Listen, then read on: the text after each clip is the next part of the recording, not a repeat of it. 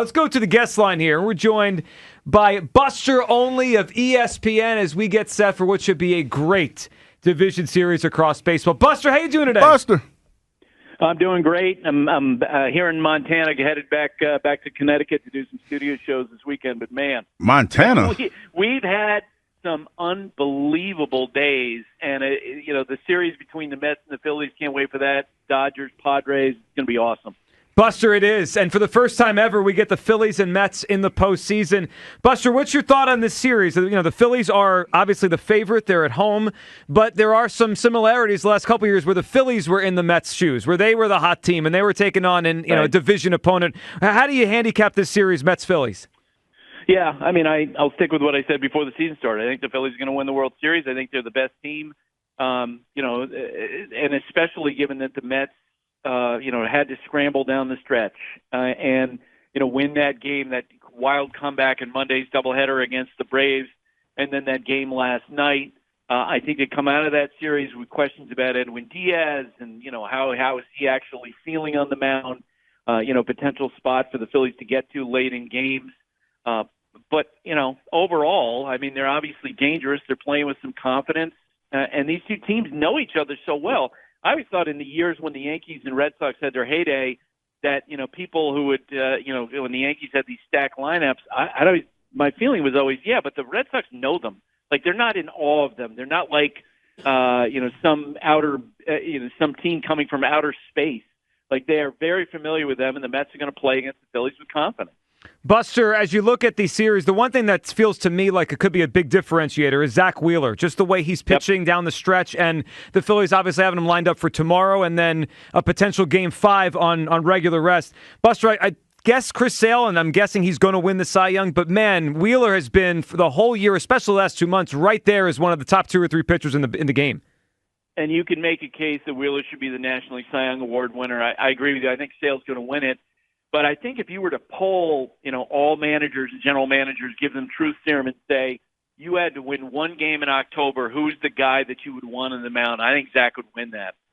He's been so consistent, so durable, and in an era in which you see teams, starting pitchers are looking for the exit ramp in the 4th and 5th inning. I mean, Zach Wheeler's a guy who's going to carry you the 7th and 8th inning in most of his starts. And so I agree with you. I think that's an advantage for them, and he's going to be rested and lined up and ready to go. I am, like all the teams in recent years, the Phillies are trying to find the formula of how to deal with days off at the beginning of October if you get the playoff bye, and that'll be tested as we go forward.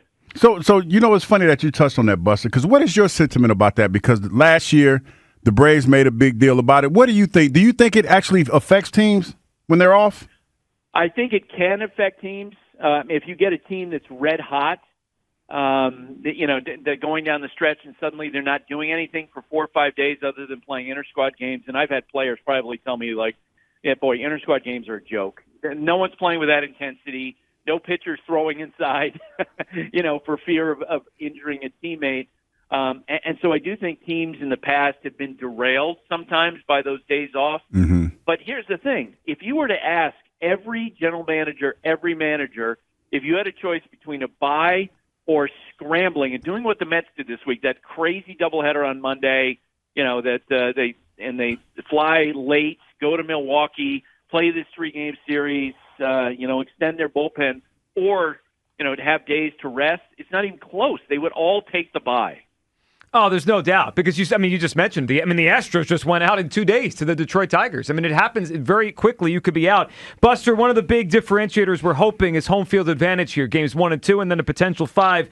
But Buster, what do people around the game say about Citizens Bank Park and what it's become? Because it feels like it reminds me of the old Yankee Stadium in a way, maybe the old Fenway Park, where it feels like it does make a difference here.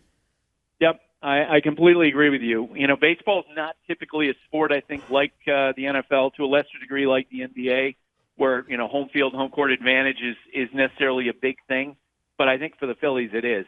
I covered those the Yankees back in old Yankee Stadium where you would see the outfield stand sway where if there was a big moment and the crowds were loud and players were I think visiting players were intimidated by it. 2017 in New Yankee Stadium, the Astros. This is before they went on to win the World Series. But after the fifth game of that series, Carlos Beltran called together the players and basically told all the young guys in the team, calm down. Like, you got to get it together. And I think that's a dynamic that the Phillies have on their side. I remember last year when, they faced the Marlins, you could feel that. Like the Marlins looking around going, ooh, wow. The Diamondbacks overcame that. But generally speaking, I think right now, if you were to, again, do a poll of, players and do a poll of executives, they would tell you that they think the Phillies crowd is the best crowd in baseball right now. Buster Olney, ESPN, joining us as we preview the division series, starting with the Phillies and the Mets tomorrow. Buster, what's your thought on the other side of the NL? We get two divisional matchups, Phillies-Braves, and then Padres-Dodgers. And the Padres, they look like they're surging here at the right time. So I just did the Padres series against the Braves. That, to me, I mentioned I picked the Phillies before the year started. I'm sticking with that. I think the Padres in this moment are the best team. That team has, it's remarkable to me how much they turned over their clubhouse culture, which last year was bad. You heard stories about their manager, Bob Melvin, didn't like A.J. Preller, the general manager. This player didn't like that player didn't like this player. It's the total opposite this year, and they have an unbelievably stacked bullpen. And his kid, Jackson Merrill, one of the most talented players in baseball, 21 years old, and he plays with so much confidence. He reminds me of Jeter in how pure his confidence is. And the Dodgers, for all the stars, for having Ohtani and Freddie Freeman and Mookie Betts, their pitching is a mess. It's a puzzle because of all the injuries they've suffered. So I think the Padres will move on, and we'll have a rematch of the Phillies-Padres and LCS. Boy, that'd be fun. Buster, we appreciate a few minutes here. We know you're a busy guy, and we'll be watching and listening on ESPN. Thank you, Buster.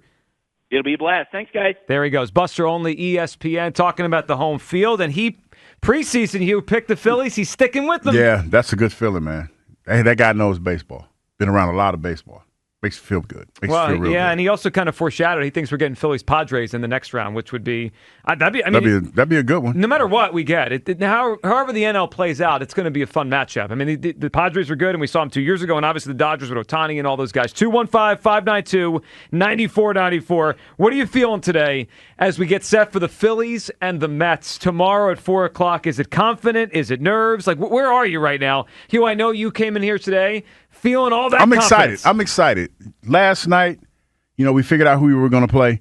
So I just came here today excited. I'm just excited to get it going. I'm excited to see what that ballpark is going to look like tomorrow because I know a lot of fans. The great part about being in the city for me, to be honest, Joe, is the fact that, especially around this time of year, you can see all the fans. It's almost like when you walk through the city, you say, go Birds or go Fields. Yeah. People say it back. It's like everybody's on the same wavelength in the city right now. There's an energy right now. Now, it might be nervous energy for some. It might be confident energy for some. But there's an energy